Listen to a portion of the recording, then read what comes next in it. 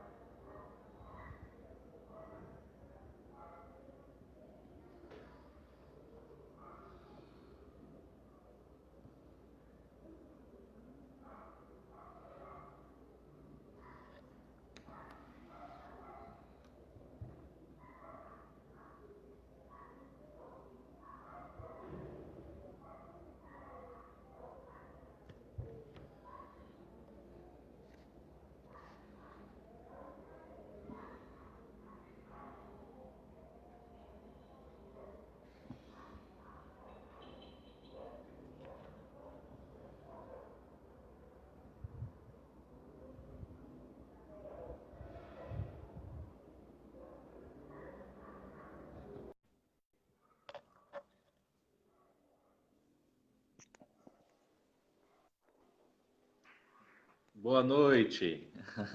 Boa noite, Manuel. Agora começando oficialmente. Certo, estou começando a pegar o jeito, né? Agora. Ah, a gente vai pegando o jeito devagarinho, com a prática. Uhum. Pois é, então vamos lá, né? A gente vai continuar o assunto da live passada, né? Nós estamos estudando, né? A gente está investigando esta nossa geração, né? Esta nossa era, chamada era pós-moderna. E a nossa pergunta é saber se essa nossa era, ela é a última era antes do fim. Se essa nossa geração, né? Se essa mentalidade que nós vemos hoje dominando boa parte da sociedade ocidental e brasileira, se essa geração é de fato a geração antes do fim dos tempos, né? Que é a geração que as escrituras sagradas judaico-cristãs, que é a Bíblia, né? Ah, se essa geração que a Bíblia menciona e descreve, se essa geração é a mesma geração pós-moderna, né? Essa é a grande pergunta que a gente faz para nos orientar, né? E na live passada, apenas para introduzir, a gente falou sobre o conceito e sobre as características da era pós-moderna, né? Então Aham. dissemos que o pós-modernismo é uma mudança de paradigma, um deslocamento, uma mudança de modelo cultural, né? E esse modelo cultural surgiu de uma reação contrária ao modernismo, à mentalidade moderna, à era moderna, que foi uma época em que predominou uma mentalidade racionalista e cientificista, né? Muita razão, muita ciência, empirismo, experimentação, né? Então nós dissemos que algumas das características dessa era diz respeito a uma maior valorização da natureza, um reconhecimento da importância da linguagem, uma admiração refinada pela tecnologia, uma aceitação do desafio que outras religiões colocam para a tradição judaico-cristã, uma sensibilidade apocalíptica, uma sensação de deslocamento do homem branco ocidental, a, a ascensão dos despossuídos em virtude de sexo, raça ou classe, e a conscientização crescente da interdependência radical da vida em todos os níveis e de todos os modos imagináveis. E nós fizemos alguns comentários, né? E rapidamente falando, nós dissemos que todas essas características evidenciam, ou pelo menos parecem muito claras para nós, que se trata de uma influência do pensamento marxista, né? Através de uma revolução cultural, né? Chamada marxismo cultural, ou gramicismo, que deu origem a uma nova esquerda, né? Uma nova esquerda, mais preocupada com a cultura, com o aspecto cultural da realidade da sociedade ocidental, do que com o aspecto econômico, como era o marxismo clássico, né? Então eu disse que esse pós-modernismo é uma nova compreensão, um novo olhar lançado sobre aspectos da realidade. Não é que ela criou uma nova realidade, ela tomou os elementos que já existiam e simplesmente deu uma nova roupagem, uma nova interpretação, né? Ou orientou ideologicamente essas realidades, né? Então, essas características também têm a ver com o relativismo, né?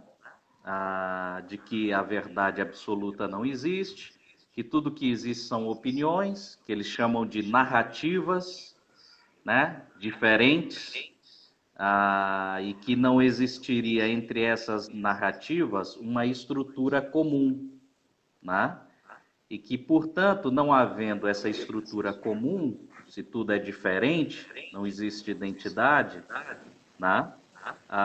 Então não existiria uma metanarrativa, uma narrativa de todas as narrativas, né? Que soluciona todas as diferenças e que seria a verdade final, a verdade última, que é justamente a cosmovisão judaico-cristã. Né? A cosmovisão judaico-cristã, ela é universalista. A própria escatologia, né, mostra uma metanarrativa, uma visão global de tudo, que Eu envolve queria todo pegar o o gancho, planeta, eu todas queria as pegar o gancho culturas. nessa cosmovisão que você está colocando, né? Porque a cosmovisão judaico-cristã, ela apresenta uma verdade. A partir do momento, né, em que Jesus, Universal, né? a partir do momento em que Jesus afirma sobre ele mesmo, eu sou o caminho, a verdade e a vida, ninguém vem ao Pai senão por mim, certo? Ele já mostrou que a alternativa é ele, né?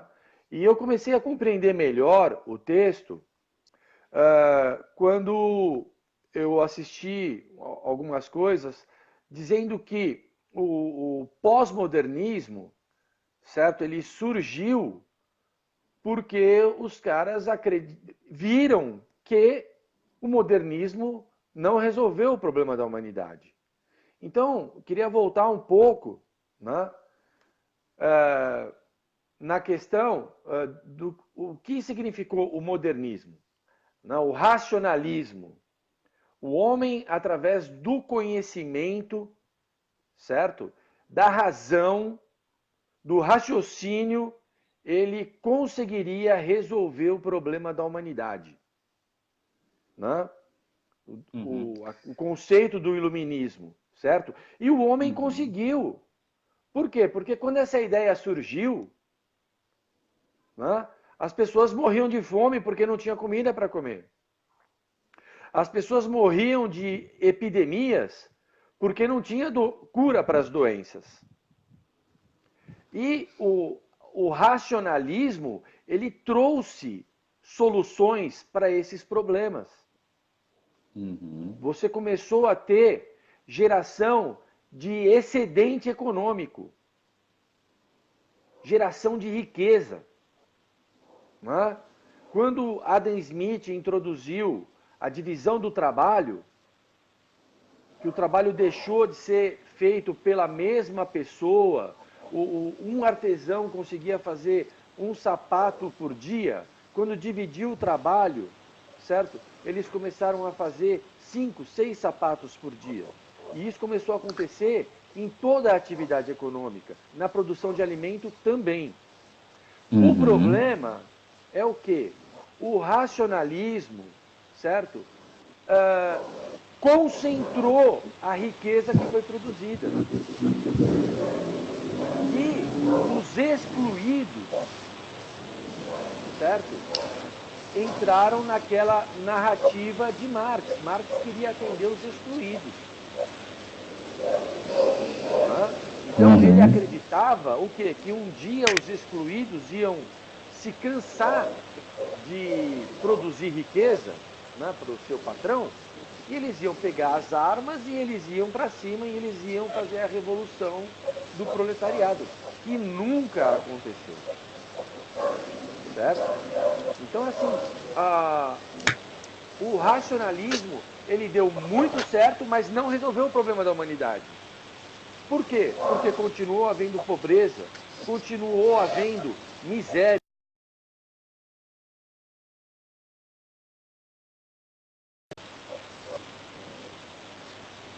Não tiveram acesso a isso.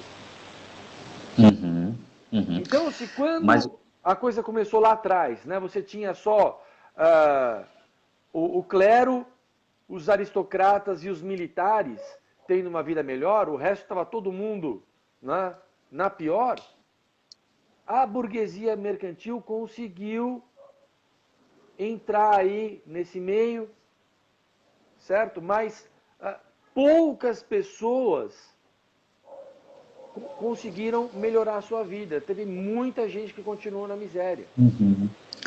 E Então, aí, isso que com você Revolução fala. Industrial, a vida dessas pessoas piorou muito. Oi. Então, Eu só queria concluir aqui o raciocínio. É o seguinte. Aí, o seguinte, o estruturalismo, né, que eles, através dos textos literários, eles queriam dar sentido à realidade, ele acabou gerando uma visão de que, peraí, essa visão da realidade, ela não está implícita no texto literário. Essa visão, ela é particular, ela depende de um ponto de vista. Ela depende de uma experiência Isso, na de vida, de uma verdade, é o perspectiva, né? Oi. desconstrucionismo. É o desconstrucionismo, na Isso, verdade. que O gerou o estruturalismo, desconstrucionismo, né? o O estruturalismo é estruturalismo gerou o justamente o outro, né? contrário. O desconstrucionalismo, ele negou o estruturalismo, né? É o que a gente vai ver a seguir, né? Aham, O que eu estava fazendo era apenas uma introdução para a gente esquentar as máquinas, né? Relembrar o que legal. foi dito, Uhum, introduzir as pessoas que estão assistindo ou que vão assistir ao vídeo, né? certo. Para a gente então entrar na comparação das características, né? Mas isso que você falou, né? Do racionalismo e que também está relacionado com o cientificismo, né? Porque é razão e ciência, razão e experimentação, né? Ciência aqui tomada como experimentação, empirismo, Certo. né? E racionalismo tem mais a ver com o aspecto filosófico, né? Isso que você falou, né? De organizar a sociedade, de colocar ordem através da razão e da ciência, faz parte do projeto moderno, né? O projeto moderno propunha uma administração ou gerenciamento da vida humana em termos racionais e científicos, né? Justamente para trazer um novo mundo, né? E de fato, com essa organização surgiu a indústria, né? E num primeiro momento a situação não foi tão boa para os proletariados, mas até onde eu sei, né? A igreja cristã,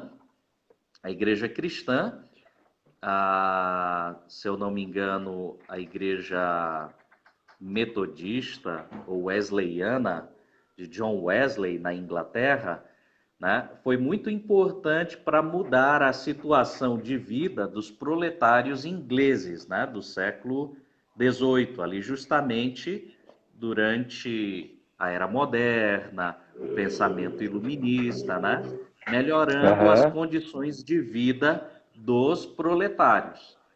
E por influência do cristianismo, dos ensinamentos de Cristo, né, dos princípios e valores judaico-cristãos, através da igreja cristã, né, as condições de vida dos proletários melhorou bastante. De tal maneira que os proletários se acomodaram ao capitalismo e à sociedade industrial e começou a acontecer um fenômeno chamado mobilidade social, né? O proletário começou a ter a oportunidade de sair de um patamar social inferior para outro. Tá? Exato. E isso acabou conquistando os proletários de tal maneira que assim, a revolução prevista por Marx não aconteceu, porque a situação dos proletários começou a melhorar. Né? Se no começo era difícil, com o tempo, com a influência dos princípios judaico-cristãos, através da igreja cristã, essas condições dos proletários melhoraram e então foi necessário que a esquerda reformulasse suas ideias para atingir então uma outra classe, que não era mais a classe proletária, mas a classe dita lupenproletária, né? Ou lupenproletariado. Né? Esse prefixo lupen significa abaixo de. Então, lupenproletariado significa abaixo do proletariado. Então, o que é que nós temos abaixo do proletariado? Nós temos os bandidos, os criminosos, assassinos, né? Nós temos os travestis que vivem disso, né? Dessa prática, as prostitutas e assim por diante. Então, a nova esquerda, né, é uma reformulação do marxismo e a percepção da necessidade de não mais atingir os proletários, mas agora outra classe, né? A classe marginalizada. E capitalizar os sentimentos, né? Que vêm justamente dessa situação em que a pessoa está à margem da sociedade. Isso gera vários sentimentos ruins, de desprezo, de ódio, de ressentimento. Então, a ideologia revolucionária, ela se aproveita dessa situação e desses sentimentos, capitaliza esses sentimentos e orienta esses sentimentos e essa força dessas pessoas canaliza justamente para a causa revolucionária, né? Então, tem uma contradição aí, né, que você observou muito bem, que foram justamente os valores judaico-cristãos que humanizaram, né, trouxeram melhores condições para esse proletariado, mas filosoficamente o objetivo sempre foi afastar o homem de Deus. Deus não estava mais ali para resolver os problemas e nem iria resolver mais os problemas da humanidade.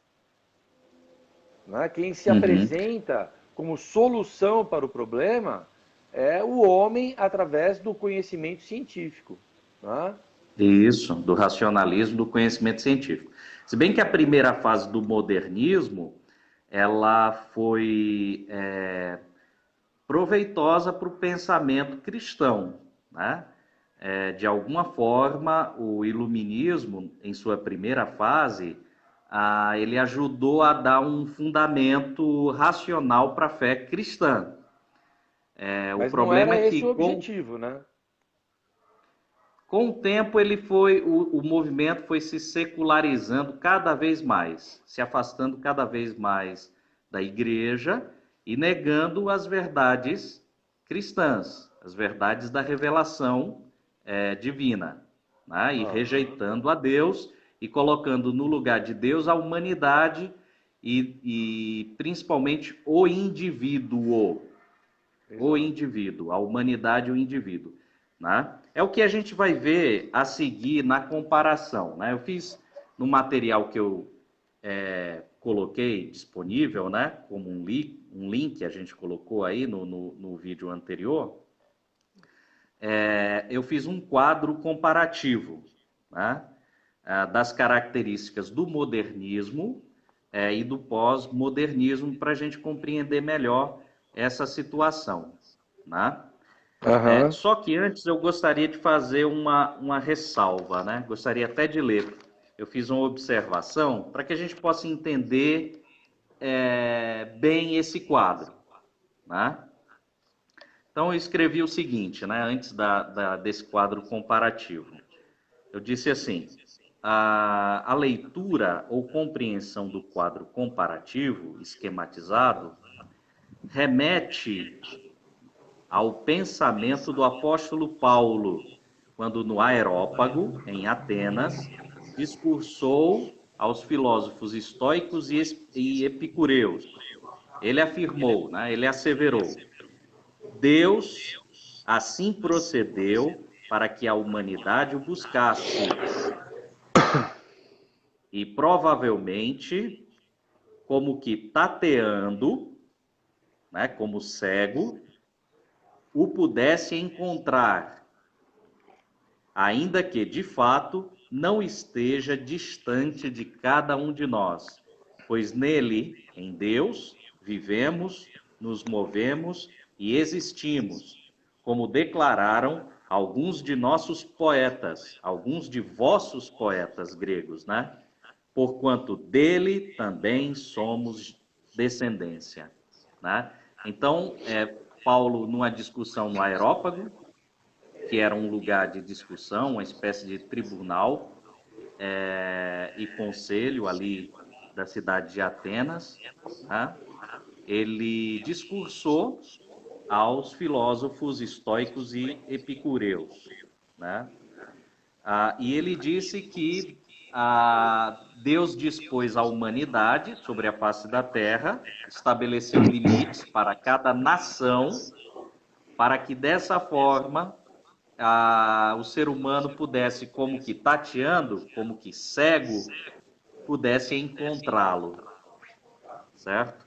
Então, o que eu disse a respeito desse pensamento? O que eu escrevi, não é? Diz o seguinte: partindo da doutrina de Cristo como referencial supremo e da generosa suposição de que tais pensadores seculares trabalham sempre honestamente com os elementos da realidade, eles se assemelham, esses pensadores seculares, a cegos, que a despeito de tatearem a duras penas, conseguem de alguma forma chegar a algum lugar.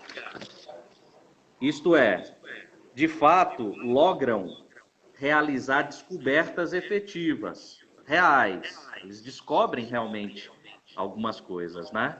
Contudo, acertando em alguns pontos e errando em muitos outros, seja em essência, seja em intensidade.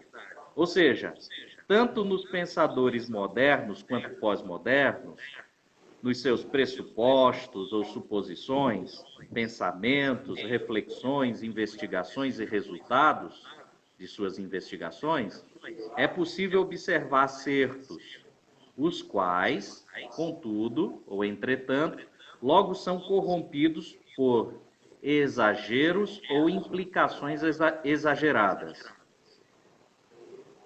Como exemplo de um erro essencial, poderia ser citado o relativismo radical da mentalidade pós-moderna, em face da selvagem floresta tropical de teorias e conclusões aparentemente díspares do racionalismo e cientificismo modernos, ou das diversas culturas ao redor do planeta. A respeito da evidente dificuldade de harmonizá-las, este erro possivelmente consiste numa impressão superficial, para não dizer desonesta, de certos casos. Né? Então, o que eu digo aqui, basicamente, é que esse pessoal, esses filósofos seculares, pensadores, intelectuais, eles acertaram em várias coisas, em vários pontos, e erraram em muitos outros, em razão de exageros e em razão de implicações exageradas ou de consequências exageradas dos seus pensamentos. E é isso que nós Isso vamos é ver característica nesse do quadro pensamento comparativo. filosófico, né? Eu acho que isso que você Uhum. está falando é a própria característica do pensamento filosófico, porque a filosofia, você sempre vai ver que o cara ele organiza um pensamento de forma coerente. Existe uma certa coerência. Então, isso que você está falando como os aspectos positivos, né, é a coerência que o cara consegue argumentar ali. Mas, quando ele tenta explicar a realidade, é onde acontecem os equívocos. Eu queria fazer um paralelo da seguinte forma. Jesus, com o Evangelho, ele já apresentou a resolução do problema. Ele já apresentou. Quando ele falou assim, ele resumiu a lei, certo? No amor. Então, se vocês vos amarem, se vocês amarem uns aos outros, vocês vão ter uma vida bacana. Vocês vão se dar bem. Se você não fizer para o outro aquilo que você não quer fazer para você, você vai se dar bem. Não é? Foi isso Uhum. que Paulo foi falar lá para os filósofos, e por isso ele foi bem recebido. Porque, diferentemente da argumentação filosófica, certo? Que por melhor que seja, por mais pontos positivos que ela apresente, ela sempre vai ter não, uma antítese, ou alguém vai chegar e vai falar, ó, isso daqui não é bem assim, tal, e vai explicar de uma outra forma, de um outro ponto de vista. Não é? O Evangelho, ele não abre brecha. O Evangelho, ele completa. E é esse o grande problema dos filósofos em aceitar o Evangelho, porque o Evangelho se apresenta como verdade incontestável e solução para todos os problemas, como de fato é. Né? Se Uhum. você falar em amor, se você agir com amor, se você conseguir amar o homem a quem você vê, aí você está provando que você ama a Deus que você não vê. Entende? Então, quando Paulo chegou com essa argumentação, o evangelho puro e simples, ele conquistou a simpatia de todo mundo ali, porque ninguém consegue contestar a palavra que Jesus deixou, que é poderosa em si mesma. Uhum. Né? Que você Uhum. lança essa palavra e é assim, a questão aí é a parábola do semeador. A semente, ela vai cair num solo bom, a semente vai cair no meio das pedras, a semente vai cair no meio dos espinhos, a semente vai cair na beira da estrada. Então depende de onde vai cair a semente. Mas a semente, ela é sempre boa. Tá? Uhum. Por favor, Com desculpa ter te certeza. interrompido. Não, tranquilo, muito bom. Né? O Evangelho, de fato, é a solução, né? Solução Se dos apresenta como a problemas, verdade, né? Definitiva. exato, Acontece que a definitiva, né? filosofia quer ir para o outro lado, né? Ou seja, é sempre a tentativa do homem, da sabedoria humana, apresentar uma solução. E o que eu Uhum. vejo, né, essa mudança aí do modernismo, que pô, foi uma coisa bacana, trouxe desenvolvimento, gerou riqueza, gerou excedente econômico, só não dividiu. Né? Ou seja, cadê o amor em tudo isso? Né? É o egoísmo do ser humano, a ganância do ser humano que fez ele juntar tudo para ele, o resto que se vire. Né? Então, como eu disse anteriormente, né, historicamente falando, foi necessária a intervenção da igreja cristã para que essa prosperidade que houve pela organização da vida humana de maneira racional e científica, fazendo surgir a Revolução Industrial, foi necessária a intervenção humana cristã, da igreja cristã, para que houvesse o compartilhamento dessa prosperidade material, econômica, que estava se concentrando nas mãos de poucos, né? Então, não foi a ideologia de Karl Marx, né? Não foi o marxismo, nem o socialismo que modificou essa situação, muito pelo contrário, né? Foram os valores judaico-cristãos. Inclusive, foi fundamentado nos valores judaico-cristãos, nos princípios, que a ciência surgiu. Né? Os primeiros iluministas, o fundamento do pensamento iluminista, né, racional e científico, vem de princípios cristãos, princípios bíblicos. Né? Então, tanto em termos científicos e racionais, quanto em termos de repartição dos bens, dessa prosperidade que surgiu com a industrialização, dependeu de valores judaico-cristãos, né? Que localizado lá na Inglaterra, né? Isso, uma coisa bem primeiramente na localizada, Inglaterra, né? Depois se espalhou. Mas vamos fazer essa comparação, né? Aqui na tabelinha, né? Que eu fiz. Então diz assim: a primeira característica da era moderna, elevação da humanidade ao centro da realidade, né? Ao centro do mundo, ao centro de tudo. Deus foi retirado do centro.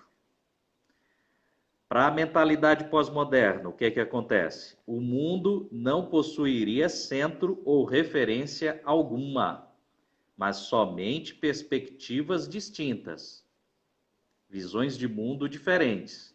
O mundo é um palco de duelos de textos ou discursos ou narrativas, visando o poder. Ou seja, para a pós-modernidade não existe verdade, tudo não passa de pontos de vistas, de narrativas diferentes, né? Aí entra o que Foucault fala, né? Que toda forma de conhecimento ele é uma forma de poder. Uma expressão de poder, né? É uma imposição à realidade, é uma forma de nomear, impor, né, a realidade, uma interpretação de quem tem determinado conhecimento, né? E ele fala que até é uma forma de violência, né? Isso. Você uma impor, forma de violência. né, o conhecimento pelo poder é uma forma de violência, né? Eu acho meio forte isso, mas... A gente vai chegar lá. Tá bom. A segunda característica diz assim: elevação do indivíduo ao centro do mundo. Né? Então, o modernismo ele abriu a porta para que o pós-modernismo negasse completamente a Deus. Né? A modernidade, no final das contas, acabou negando a Deus, e o pós-modernismo negou completamente qualquer tipo de verdade absoluta, transcendente, suprema, universal. Né? E então a modernidade considera o indivíduo agora como o centro do mundo, enquanto a pós-modernidade eleva a comunidade ou grupo como referencial de ética e de verdade. Então, quem decide o que é verdade não é mais o indivíduo solitário, desapaixonado, né? O sábio, o cientista, iluminista, né? O modelo do homem iluminista. Mas quem decide o que é verdade é o grupo ou comunidade do qual faz parte. Já que não existe verdade para o pós-modernismo, então a verdade será aquilo que aquele determinado grupo estabelece que seja verdade, né? Aí a gente identifica as minorias, né, que são defendidas hoje, né? Então, toda minoria ela representa o pensamento de uma comunidade. Então, está inserida dentro desse pós-modernismo aí que você está falando, né? Uhum. E Por isso que se quanto dá mais. tanta importância ao pensamento das minorias, porque agora a verdade ela está dentro de algumas comunidades. Então, o pensamento da comunidade é o que reflete a verdade daquela comunidade, ou seja, uma verdade relativa, né? Isso, Nada mais absoluto, né? que na verdade, para fazer um jogo de palavras, não é verdade. Exato, é É interesse, uma, né? é uma ilusão útil para a Eu vida cheguei a daquela comparar, sabe com o comunidade. que, Manuel? Eu cheguei a comparar isso. Eles estão confundindo a verdade com as leis. Porque esse, na verdade, o surgimento das leis, ele se dá dessa forma. Dentro das comunidades, alguns comportamentos começam a ser adotados e aqueles que são aceitos tá tudo certo. Aqueles que não são aceitos, aí vem a lei, certo? E começa a regulamentar esse comportamento comunitário. Com Então não é uma certeza. questão de verdade, né? A lei já resolveu esse problema. São as regras ou leis para o bem-estar da sociedade, só isso, né? Exato, é isso daí. A Então isso não é verdade uma não verdade, passa né? disso. Uhum. É algo É, bem pragmático, né? é um código de ética só, né? Nada além disso. Isso. Código de comportamento, né? Uhum. De comportamento, meramente de relação entre as pessoas. Terceira característica é o seguinte: dominação da natureza, da característica da era moderna, né? Dominação Uhum. da natureza através da descoberta dos seus segredos. Né? Quem propôs isso foi o Francis Bacon, né? Que é Aham. considerado o pai da ciência moderna. Né? Não confundir o Francis Bacon com o Roger Bacon. Roger Bacon também era um filósofo estudioso, que se apegou à matemática e ao empirismo, né? Mas ele era também um monge, né? Um frade franciscano. Francis Bacon não era religioso, né? E ele estabeleceu as leis científicas, o método científico, né, para se encontrar a verdade através do empirismo, né, das experiências. Já o pós-modernismo, né, com Michel Foucault, que você citou, considera o conhecimento como sendo apenas interpretações que são uma forma, essas interpretações são uma forma de nomear algo, de dar nomes a algo, além de um tipo de violência. Esta violência, segundo ele, segundo Foucault, seria um costume, uma praxe das instituições sociais, né? Na medida que as instituições sociais, né, da família, do governo, da igreja, estabelece interpretações para a realidade, de acordo com Foucault, isso seria uma violência. Né? Desse modo, toda afirmação de conhecimento, segundo ele, seria um ato de poder. Ou seja, seria uma imposição à realidade. E aqui eu fiz um comentário. Né?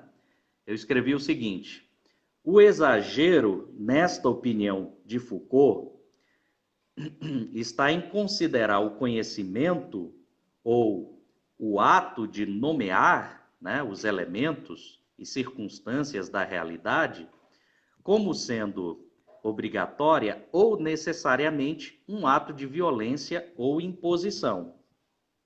a menos que seja uma violência positiva, visto que resulta essa violência no reconhecimento do seu meio, do meio ambiente humano, do seu contexto, para que o homem possa situar-se, né? Então, a meu ver, ele exagera quando diz que é uma violência você interpretar a realidade para que ela diga algo que ela não diz, né? Como se a interpretação fosse sempre isso, né? E a interpretação nem sempre é isso. Interpretação é você deixar que a realidade fale. Você observa a realidade, você faz as É, anotações, você recolhe os dados através dos seus sentidos, os dados brutos, e você raciocina sobre eles, né? E chega a algumas informações, a algum conhecimento objetivo, não completamente objetivo, mas você conhece sim alguma coisa, eu né? gostaria de acrescentar aí o seguinte, uma comparação, né, entre essa divisão aí da realidade objetiva, né, por uma realidade relativa, que depende da interpretação do indivíduo. Ora, vamos lá. Que é subjetiva ao Olha pessoal, é a pela mesma coisa que janela. subjetiva Não, ao não, não. pessoal. Olha pela janela, meu amigo. Olha pela janela, você vai ver aviões voando. Me diga qual é a subjetividade de um avião conseguir levantar voo. Foram regras subjetivas que colocaram ele lá em cima? Ou foi uma realidade objetiva? Né? Pois é. Então, É por isso que essa, a essa gente. visão relativa, ela é muito perigosa. Entendeu? Porque, tudo bem, para mim, enquanto indivíduo, eu entendo que eu posso interpretar muitas coisas do meu ponto de vista. Isso é perfeitamente normal. E é digno e é respeitável e eu preciso ser ouvido. Agora, não dá para você negar que existe uma realidade objetiva e que o conhecimento científico transformou a humanidade. Entende? Tem um prédio aqui, ó, na janela aqui do quarto, eu abro, tem um prédio de 20 andares. Se ele tivesse Uhum, sido construído sobre realidades relativas, dia menos dia ele uhum, ia cair, simplesmente. aham, aham. Né? Mas Então, eu acho que manda aí. é como a gente estava conversando essa tarde, né? Que eu considero o pós-modernismo uma espécie de enlouquecimento da cultura, né? Porque Sim. chega a negar o óbvio da realidade Né? objetiva fora do ser Uhum. humano, né? E chega Exatamente. a dizer que tudo é uma construção subjetiva, né? Não Eu acho pode que falar isso. talvez uma maneira de curar um filósofo pós-moderno seja pedir para ele subir em cima de um prédio e se atirar para ver se Se ele a vai sair voando, realidade né? que ele está vendo ali é apenas subjetiva, é apenas uma ilusão, para ver se ele Exatamente. não, né, dá de cara com o chão e morre, né? Então, realmente, assim, assim, eu penso que há muito de política nisso, né? É uma linguagem exagerada, né? Para chamar a atenção, para que essas ideias se tornem, então, cultura, para que influencie. Então, eu acredito que nessas filosofias, principalmente na filosofia pós-moderna, tem muito dessa estratégia política de chamar a atenção com o exagero das suas afirmações, justamente para influenciar algumas pessoas e começar a abrir espaço. Né? É você chamar a atenção. Como é que o cara é tão louco para negar coisas tão óbvias? E isso Tem aí é uma uma frase, estratégia para chamar tem a uma frase atenção. do texto que eu gostei bastante, eu anotei aqui, é a substituição, né, do otimismo por um pessimismo corrosivo. Né? É uma coisa Isso. assim, o simples prazer de desconstruir algo. Então, tudo É bem, uma você quer espécie. desconstruir a realidade, amigo? Volta para o meio do mato, certo? E vai viver lá no meio do mato. Desconstrói. Agora, você viver no conforto, no bem bom, né? na riqueza, querendo desconstruir só o pensamento, aí é uma coisa de louco mesmo. Né? É piração da É uma ideia. coisa bem estranha, né, cara? É totalmente É, inaceitável. Para mim isso é é uma inaceitável. forma de niilismo, né? É uma forma de niilismo. Niilismo vem de nihil, que significa nada.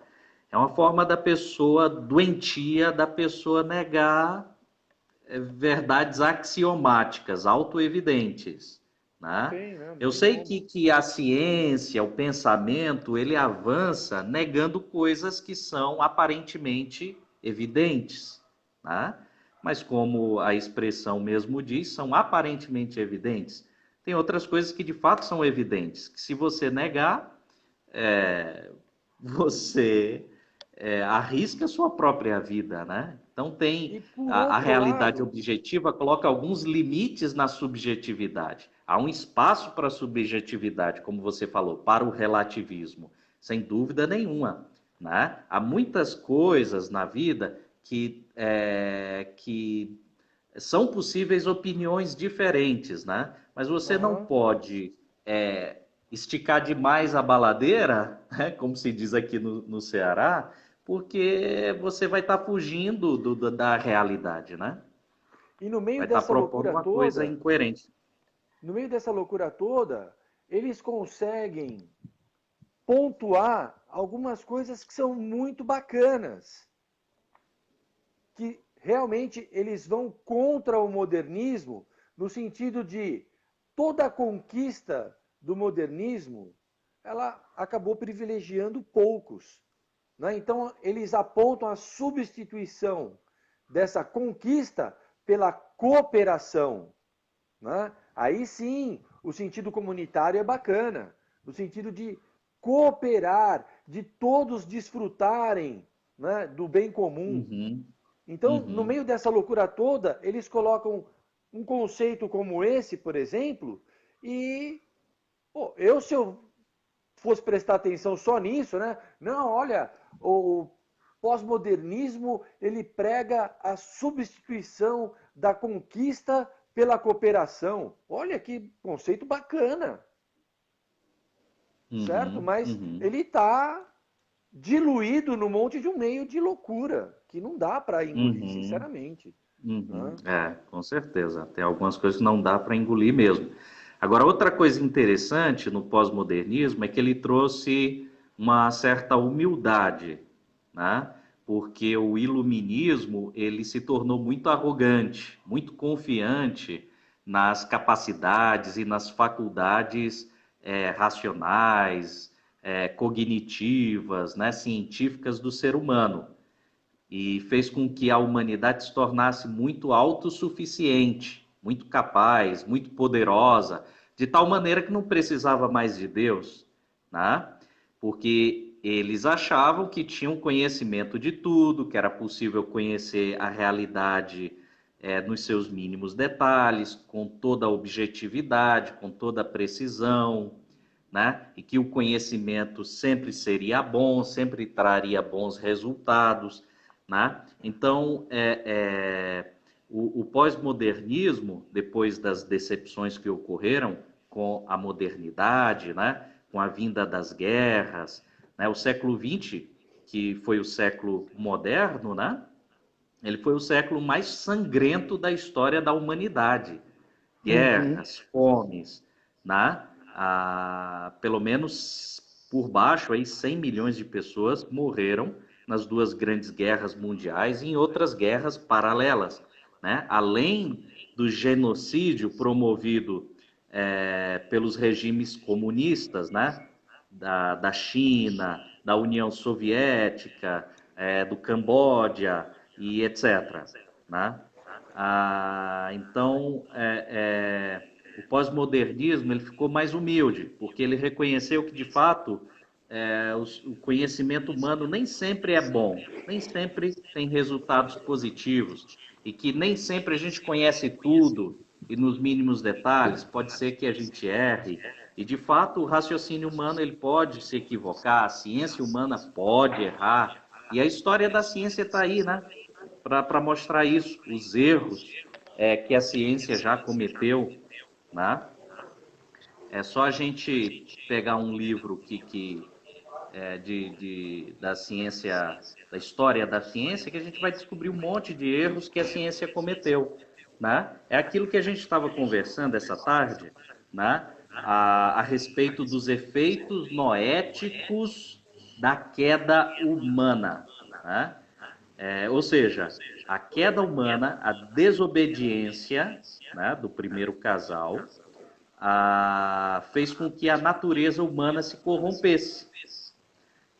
E faz parte dessa natureza humana a capacidade intelectual, raciocínio, pensamento, né? Então, o efeito noético, que é o efeito sobre a razão humana, se deu, né? A teologia reformada, calvinista, ela fala sobre isso, sobre esses efeitos. Então, a gente não pode confiar completamente, cegamente na razão e na ciência. É muita ingenuidade a pessoa se entregar completamente à filosofia e à ciência, embora sejam úteis, tragam muitas descobertas úteis, né? Mas a gente não pode confiar plenamente nisso. A gente precisa também, e sobretudo, da revelação divina, de Deus, do Espírito Santo, né? Mas eu gostaria, para a gente finalizar, de comentar mais uma característica, certo? Da modernidade e da pós-modernidade. Certo. Que é a quarta característica, que diz assim: a dúvida sistemática, né, como característica da era moderna, do iluminismo, a dúvida sistemática como método filosófico seguro para a obtenção da verdade, proposta por Descartes, né? Aquele matemático, filósofo, teólogo chamado Descartes, né? Então ele acreditava que pela dúvida sistemática ele podia chegar numa verdade. E a verdade que ele chegou, duvidando de tudo, foi aquilo que ele expressou numa frase de Santo Agostinho, que ele tomou para si. O cogito, né? Isso, cogito ergo sum, né? Ou seja, penso, logo sou.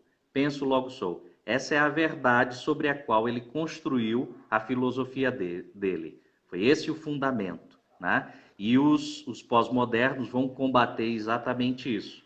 Vão dizer que a gente não pode sustentar o nosso pensamento, a gente não pode produzir conhecimento válido, fundamentado no cogito ergo sum, porque o ser humano não seria algo tão sólido, ou tão definido, ou tão exato, ou tão preciso assim. Então, os pós-modernos vão questionar essa verdade axiomática, autoevidente, né, a qual o Descartes chegou, né? Então, após os pensadores pós-modernos fazem o seguinte, eu escrevi aqui, ó: contrariando a teoria literária estruturalista, tá?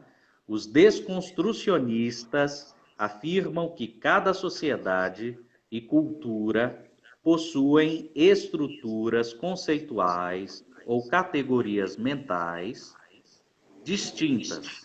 É aquilo que o Immanuel Kant, ou Immanuel Kant, ele chamou de conceitos formais. Conceitos formais, ou seja, que eram ideias inerentes, inatas na mente humana, que organizam os dados brutos dos sentidos humanos.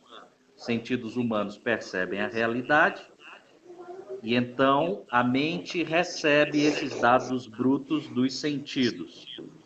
E a mente mesmo organiza esses dados, né? Classifica esses dados como se fosse uma espécie de grade, de filtro, que vai separando esses dados trazidos pelos sentidos, de tal maneira que isso faz surgir a informação, e a partir do momento que eu correlaciono na minha mente essas informações, eu gero pensamento, eu gero ideias, né? E dessas ideias surgem teorias, né? E dessas teorias, leis científicas, e assim por diante. Eu acho que o mais importante de tudo isso, né, que eu acho que ficou esquecido aqui nessa argumentação, é o quê? O que é relativo em tudo isso, Emanuel, é que isso é o que vai possibilitar ao homem fazer escolhas. Tudo isso é o que? É o conceito do livre-arbítrio do ser humano. Entende? Não é que a verdade em si é relativa.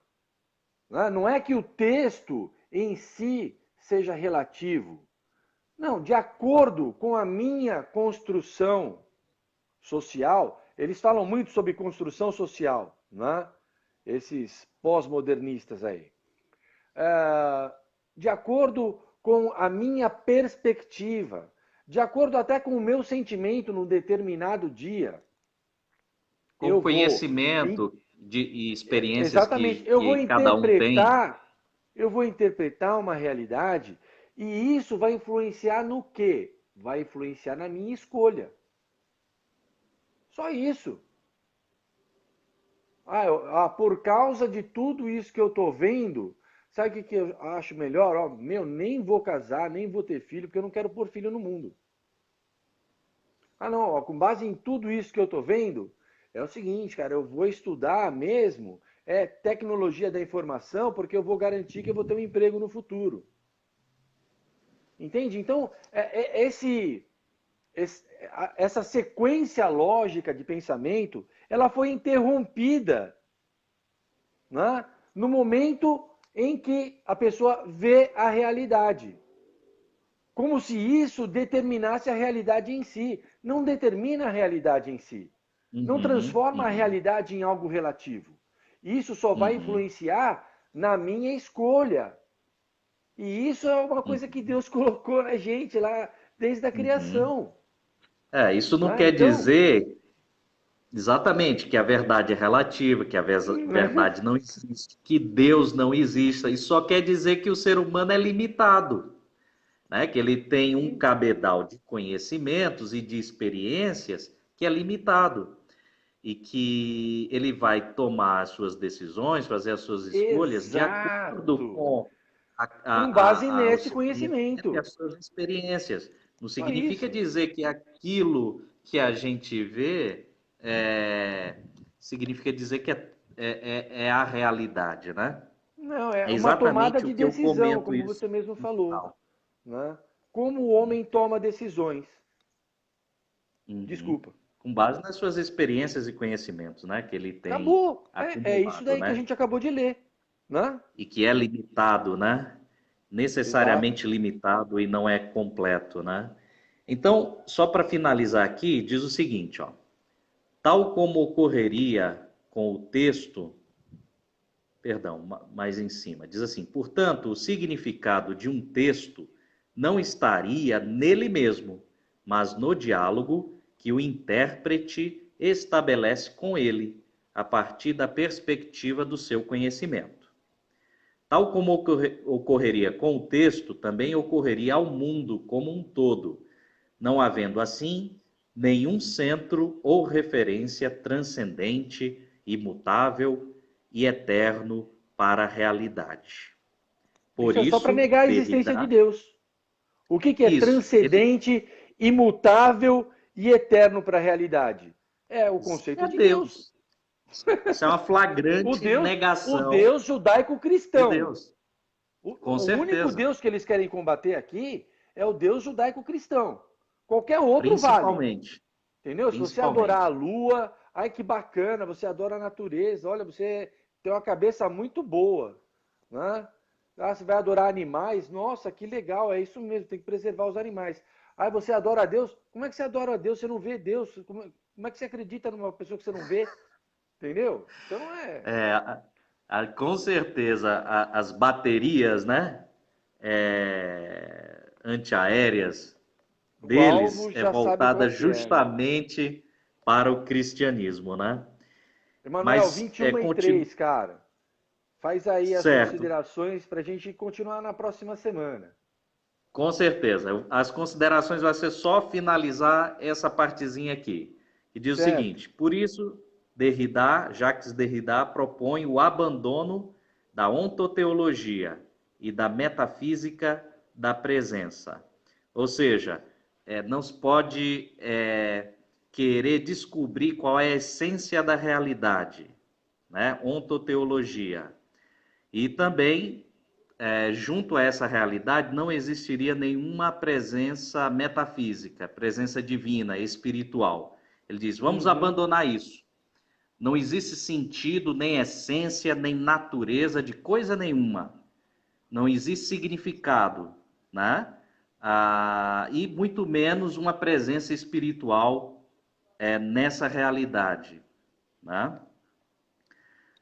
Em suma, resumindo, o conhecimento seria apenas uma perspectiva do eu, né?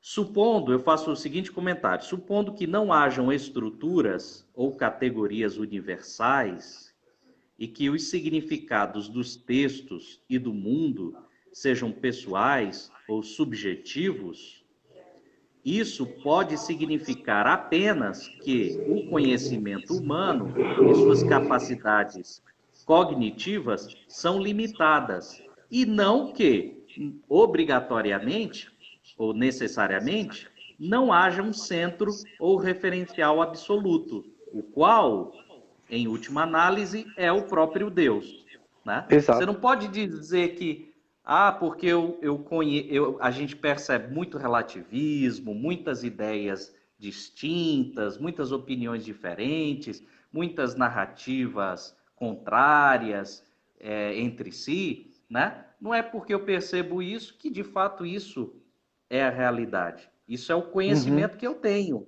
né? Isso não significa dizer que não haja algo além daquilo que a gente percebe, né? Muito E pelo de fato, contrário. Muito pelo contrário. Ah, Deus não aceita desculpa no ser humano, certo? Por não acreditar nele. Ele fala: eu me manifesto, né, nas obras da criação todos os dias. Então, inexcusável és, certo? Indesculpável você é se você chegar na minha frente e falar para mim: mas Deus, eu nunca te vi, eu nunca tive prova da sua uhum. existência. Né? Ele já fala lá, eu não sei se é em Romanos, né, que fala isso. Capítulo Inexcusável 1, és, versículo 18 em né? diante. Porque todos os dias eu me manifesto nas obras da criação. Com certeza, os Então, atributos você não invisíveis quer de Deus são enxergar, conhecidos através da né? criação. Uhum. Exatamente. Então, você não quer enxergar, você é indesculpável. Isso não vai ser aceito como desculpa. Não se Né? justifica, né? Exatamente.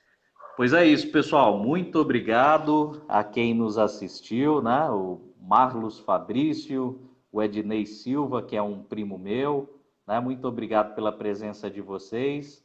E por hoje é só. E boa noite a todos. Muito obrigado, Ari, Semana que pela vem a gente está presença, de né? Por volta me aí. auxiliar Obrigado, aqui. Emanuel. Deus abençoe a todos aí. Um abraço e um beijo do Café com Queijo. Um abraço. Tchau, tchau. Tchau, Boa pessoal. noite.